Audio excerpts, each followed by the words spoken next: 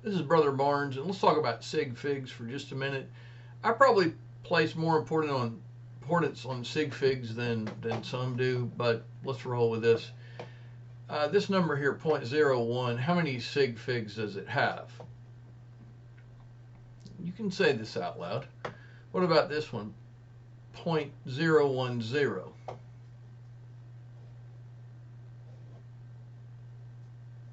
101. 354.